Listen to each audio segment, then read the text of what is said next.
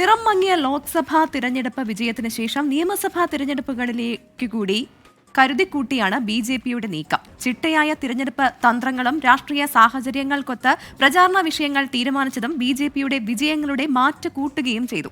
മഹാരാഷ്ട്രയ്ക്കും ഹരിയാനയ്ക്കുമൊപ്പം ഡൽഹിയും ബി.ജെ.പിയോട് ചേർന്ന് നിന്നതിന് കാരണവും ഇതുതന്നെയാണ്.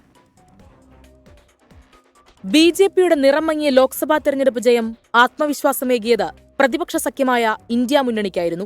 സംസ്ഥാന നിയമസഭാ തെരഞ്ഞെടുപ്പുകളിൽ വിജയിച്ച് കേന്ദ്രഭരണത്തിലേക്ക് എത്താമെന്ന സ്വപ്നമായിരുന്നു പ്രതിപക്ഷത്തിന്. ഇതേസമയം തിരിച്ചടികളിൽ നിന്ന് തിരിച്ചുവരവിലേക്കുള്ള തന്ത്രങ്ങൾ ഒരുക്കുകയായിരുന്നു ബി.ജെ.പി ക്യാമ്പ്. ബി.ജെ.പി നേതൃത്വത്തിനു മുന്നിൽ മഹാരാഷ്ട്ര, ഹരിയാന, ജാർഖണ്ഡ്, ജമ്മു കാശ്മീർ, പിന്നെ ഡൽഹിയും മാത്രം. അരയും തലയും മുറുക്കി ആർ.എസ്.എസും അടുത്തട്ടിലേക്കിറങ്ങി. ജാർഖണ്ഡിൽ ഭരണം തിരിച്ചുപിടിക്കാനായില്ലെങ്കിലും മഹാരാഷ്ട്രയിൽ വമ്പൻ ജയം ബി.ജെ.പി നേടി. ഹരിയാനയിലെ ഭരണവിരുദ്ധ വികാരം തിരിച്ചറിഞ്ഞ ബി.ജെ.പി അവിടെ മുഖ്യമന്ത്രിയെ മാറ്റി, പുതുമുഖങ്ങളെ രംഗത്തിറക്കി, ജാതി സമവാക്യങ്ങൾ മാറ്റി പരീക്ഷിച്ചു.